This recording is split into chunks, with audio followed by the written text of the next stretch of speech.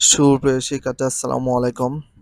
2025 সালে সপ্তম শ্রেণীর বিজ্ঞান বইয়ে আজকে আমরা অষ্টম অধ্যায় থেকে আলোচনা শুরু করব। বাট যখনই আমরা রিডিং পড়বো না কেন, রিডিং পড়ার জন্য তোমাদের 4টা কন্ডিশন মেনে চলতে হবে। তো 4টা কন্ডিশন কি কি? আর আমাদের বাংলাদেশে কিন্তু 70% স্টুডেন্টই কিন্তু রিডিং পড়তে পারেন না, যে কিভাবে পড়লে ভালো হয়।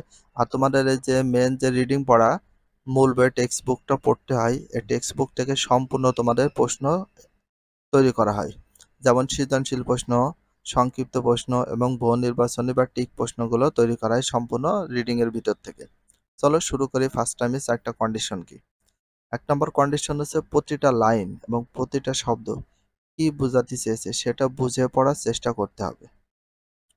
2 নাম্বার, সবচেয়ে ইম্পর্টেন্ট কোশ্চেনগুলো তোমাদেরকে আন্ডারলাইন করে রাখতে হবে।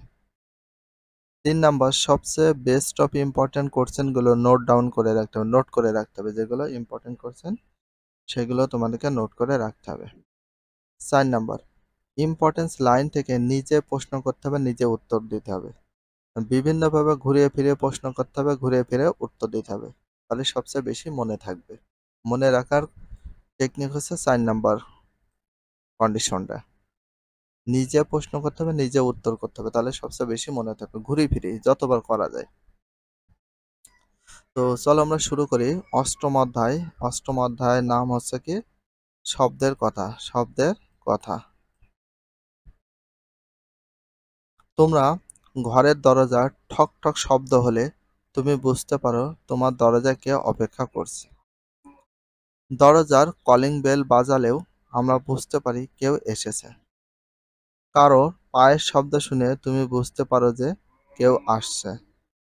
শব্দ আমাদের জীবনে খুব গুরুত্বপূর্ণ ভূমিকা পালন করে। কোনটি আমাদের জীবনে খুব গুরুত্বপূর্ণ ভূমিকা পালন করে থাকে? কোনটি? সেটা হচ্ছে শব্দ। কোনটা? শব্দ। দেখো, একটা প্রশ্ন করেছে, আমাদের জীবনে খুব গুরুত্বপূর্ণ ভূমিকা পালন করে কোনটি? শব্দ। এটা অন্যর সাথে যোগাযোগে সহায়তা করে।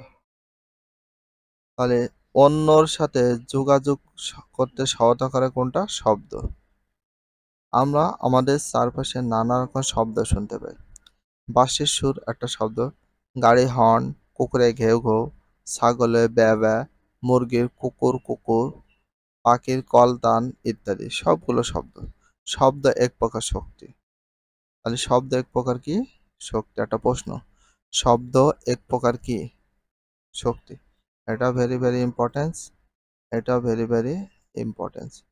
শব্দ এক প্রকার কি? শক্তি। তাহলে শব্দ এক প্রকার কি? শক্তি, যা আমাদের শোনার অনুভূতি জন্মায়। শব্দ কিভাবে উৎপন্ন হয়, কিভাবে সঞ্চালিত হয়, কিভাবে আমরা বিভিন্ন রকম শব্দ চিনতে পারি ইত্যাদি নিয়ে এবারে আলোচনা করব। এই যে হারমোনিয়াম বাজাচ্ছে সেটা শব্দ, একতারা বাজাচ্ছে সেটা শব্দ হয়, ঢোল বাজাচ্ছে সবকিছুর একটা শব্দ হয়। এখানে দেখো, এ অধ্যায় পাঠ শেষে আমরা যেটা দিয়েছে পড়বো বা শিখবো। এখানে যে মেন টপিকস গুলো আছে এখান থেকে সৃজনশীল প্রশ্ন পরিমাণটা সবচেয়ে বেশি করে থাকে। খ, গ, ঘ নাম্বার প্রশ্ন দেয়। দেখো কি কি। প্রথম, শব্দের বৈশিষ্ট্য বর্ণনা করতে পারবো। 2 নাম্বার, শব্দ সঞ্চালন ব্যাখ্যা করতে পারবো, শব্দ কিভাবে চলাচল করে। 3, কঠিন তরল বায়বীয় মাধ্যমে শব্দের বেগের তুলনা করতে পারবো।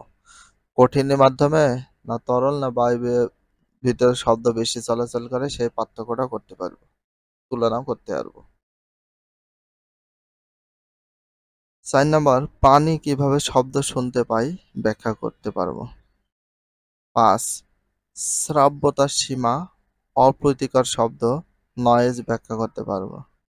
শব্দ উৎপাদনকারী যন্ত্রে শব্দের সৃষ্টির কারণ ব্যাখ্যা করতে পারবো।